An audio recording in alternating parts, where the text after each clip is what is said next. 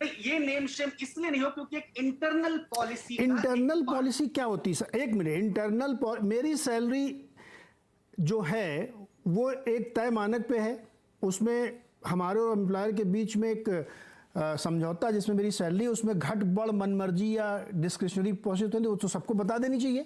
सबकी salary slip general में fire करनी चाहिए, क्या दिक्कत है इसमें? देखिए, मिनिमम वेजेस एक्ट में मिनिमम वेजेस भी निर्धारित हैं, ये भी आप नहीं कह सकते। नहीं, आप मेरी बात समझ नहीं रहे। अगर मैं वोट डालने नहीं गया, मैं इसको कानूनी पक्ष से ही समझना चाहता हूं, तो आप मुझे मेरी सैलरी काट सकते हैं। मैं जिस उद्देश्य से मुझे छुट्टी दी गई, मैं नहीं गया, आप मेरी सैलरी काट लीजिए, कोई दिक्कत नहीं, शो कॉज नोटिस दी। लेकिन ये मेरे और एम्प्लॉयर के बीच में एक कम्युनिकेशन होगा। आप जब जैसे ही बोर्ड पे चिपकाएंगे कि ये 25 लोगों ने वोट नहीं डाला, इनकी सैलरी कटेगी, क्योंकि पहले सर्कुलर में लिखा था कि सैलरी कटेगी, तो फिर वो पब्लिक में हो गया ना, नेम सेम में 500 लोगों के बीच में मेरी हो गई। Right to live with dignity का, हाँ, वो जो है उनके मौलिक अधिकार का हनन है। तो मैं वही तो सर आपसे कह रहा हूं, उसके मौलिक अधिकार का हनन जी, और यही सुप्रीम कोर्ट की जजमेंट्स भी है। जी आशुतोष जी, क्या मतदान के लिए बाध्य किया जा सकता है, नेम शेम किया जा सकता है? क्यों नहीं डालने जाते वोट भाई? तो लोनावाला खंडा वाला सर, अनम्यूट करिए अपने को पहले। देखिए, पहली बात तो ये कि जो आपने इंडस्ट्री के 2 लोगों को बिठाया उनको जिम्मेदार मत ठहराइए। नहीं, मैं उनको बिल्कुल नहीं कह रहा हूं सर, मैं तो उनसे पूछ रहा हूं कि क्या हुआ है। आप उनके काफी कायदे से ग्रिलिंग की, तो उनको माफ कर दीजिए। नहीं ग्रिलिंग नहीं, आशुतोष जी एक मिनट रुकिए, आप आगे, इससे पहले कि आप ये मेरे ऊपर इल्जाम लगाएं, मैं एकदम क्लियर अभी भी दोबारा कह रहा हूं कि एक कंपनी है और एक चैम्बर है, मैं दोनों का ऑफिशियल स्टैंड जानना चाहता हूं। अब उसको आप ग्रिलिंग कह रहे हैं तो अलग बात है, बोलिए सर। चूंकि मैं ब्लंटली बोल रहा हूं इसलिए मैं कह रहा हूं जी, इन लोगों को धंधा करना है गुजरात के अंदर, तो उनको धंधा करने दीजिए। वो सरकारी एजेंसियों के साथ या किसी एजेंसी के साथ कोई पंगा नहीं ले सकते। इस पूरे मामले में 3 पहलू हैं। पहला पहलू यह है, क्या मुख्य चुनाव आयुक्त ने कुरैशी साहब को झूठ बोला? मुख्य चुनाव आयुक्त जिनका नाम है राजीव कुमार, इंडियन एक्सप्रेस को दिया उन्होंने बयान है, as there is no compulsory voting, this is an attempt to identify those who do not vote. Why आप आइडेंटिफाई क्यों करना चाहते हैं? किस लिए करना चाहते हैं? आपका मकसद क्या है? यही तो कंपल्सरी वोटिंग है, यही तो आप कोवर्स कर रहे हैं ना किसी को। तो इसके लिए अगर कोई एक आदमी जिम्मेदार है तो दिल्ली में बैठे हुए मुख्य चुनाव आयुक्त राजीव कुमार जी हैं, वो जिम्मेदार है। दूसरा, जो चीफ इलेक्टोरल ऑफिसर हैं भारती, इंडियन एक्सप्रेस छपे उनके बयान को पढ़ लीजिए और आपको बिल्कुल समझ में आ जाएगा वो करना क्या चाहते हैं, क्यों करना चाहते हैं। तो इसमें मैं इंडस्ट्री को दोष बिल्कुल नहीं देता हूं, क्योंकि दुनिया की कोई भी इंडस्ट्री, कितना भी बड़ा इंडस्ट्रियलिस्ट हो, कितना भी पैसे वाला हो, वो कभी भी सरकार से पंगा या सरकारी संस्थाओं से पंगा नहीं ले सकता है। तो दूसरा सवाल इस बात को लेकर है, क्या चुनाव आयोग किसी इंडस्ट्री के साथ ये मेमोरेंडम ऑफ अंडरस्टैंडिंग साइन कर सकता है? क्या मेरे हिसाब से तो ये वो नहीं साइन कर सकता। तो छोटा सा आशुतोष एक मिनट रुकिएगा सर, एक छोटी सी चीज यहाँ पे जो बहुत बारीक है, बहुत महत्वपूर्ण है। उस एमओयू में कहीं नहीं लिखा है कि अगर वोट नहीं किया तो नेम शेम किया जाएगा। मैं नेम शेम की बात ही नहीं कर रहा हूं। हाँ, मैं बिल्कुल नहीं, ये सवाल नेम शेम का नहीं है। जो विराग जी और अश्विनी जी जहां पे लाके चीजों को रख दिया है, वो दरअसल भारत के लोकतंत्र को बहुत संकुचित करने का प्रयास है। आप सोचिए, मुझे पेड हॉलीडे है, मैं दफ्तर से निकलता हूं, मैं जाता हूं पोलिंग बूथ तक, और पोलिंग बूथ में जाने के बाद मुझे लगता है कि जितने कैंडिडेट हैं सब डकैत हैं, सब बदमाश हैं, सब इनकॉम्पिटेंट लोग हैं और मुझे उनको वोट नहीं देना चाहिए। मैं वापस आ जाता हूं। तो नोटा कर दीजिए ना। मैं नहीं करना चाहता। अरे तो नोटा तो कर सकते हैं सर। अरे भाई, ये मेरा अधिकार है, मैं नहीं करना। अच्छा, नोटा भी नहीं करना चाहते। हाँ। तो आप मेरा नाम लिखेंगे क्या? आप मेरे fundamental right to not to vote का मतलब अपने अधिकार, अपना हमारा जो एक्सप्रेशन है, राइट टू एक्सप्रेस, उसको आप कैसे बाधित कर सकते हैं? और उसकी वजह से आप मुझे पेनलाइज कैसे कर सकते हैं? तो ये जो इलेक्शन कमीशन का ये जो कदम है, ये एंटी डेमोक्रेटिक है, एंटी कॉन्स्टिट्यूशन है। सवाल जवाब चीफ मुख्य चुनाव आयुक्त से पूछा जाना चाहिए कि आपसे प्रधानमंत्री जी कहते हैं 1 नेशन 1 इलेक्शन, आपसे हिमाचल प्रदेश और गुजरात के चुनाव तो एक साथ करा नहीं पा रहे हैं आप 100% पोलिंग की बात कर रहे हैं। और 100% पोलिंग दुनिया में कहीं भी देख लीजिए, कुरैशी साहब बैठे हुए हैं, सिर्फ डिक्टेटरशिप में 100% पोलिंग होती है और कहीं 100% पोलिंग नहीं होती। पुतिन के पास जब आता है तो 98% लोगों ने पुतिन को पोल दिया है।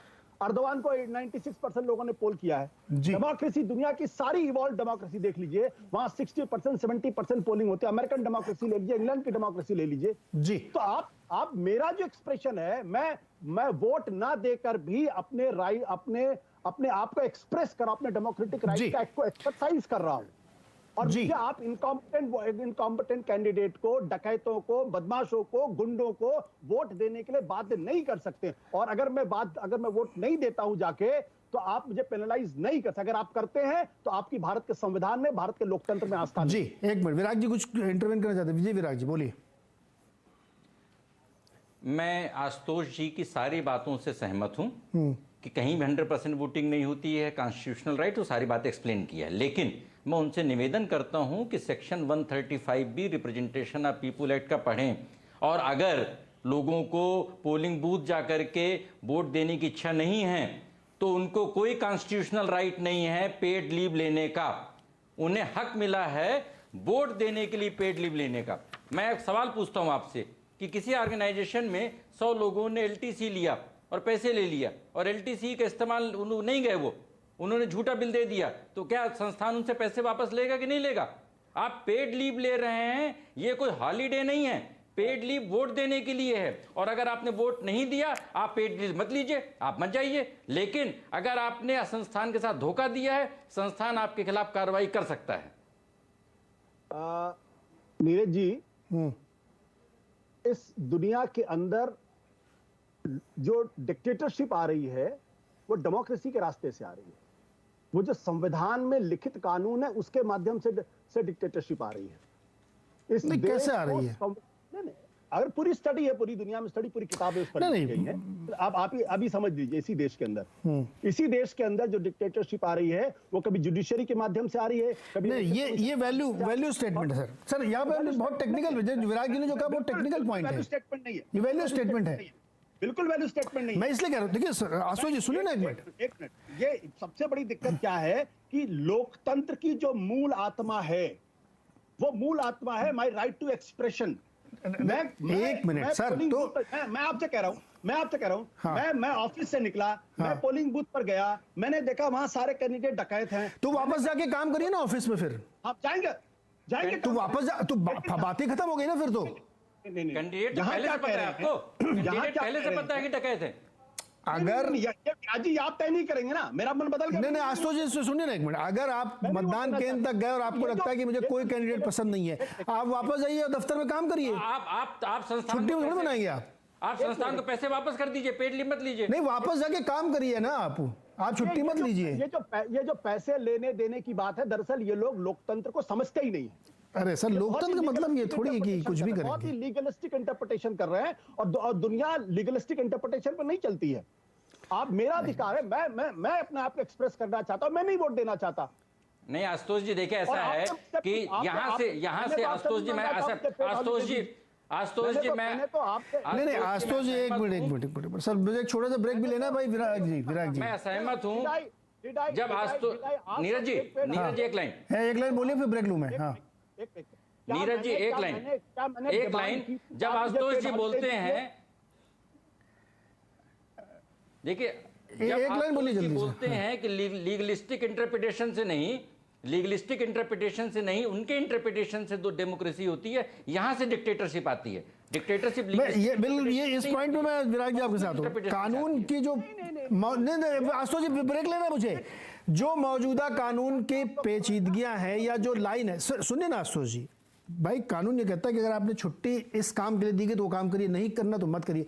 इसमें ये बात हो सकती है कि अगर उस दिन इलेक्शन कमीशन का नियम कहता है कि मैंडेटरी सब पूरा शहर बंद रहेगा छुट्टी, क्योंकि वोट डालने, उस छुट्टी के तहत मैं अगर कुछ नहीं डाल रहा हूं वोट, तो आप मुझे कैसे पेनलाइज कर रहे हैं? ये भी एक सवाल यहां बनता है। छोटा सा एक ब्रेक के बाद लौट के आते हैं, तुरंत सबके पास बात चर्चा करेंगे।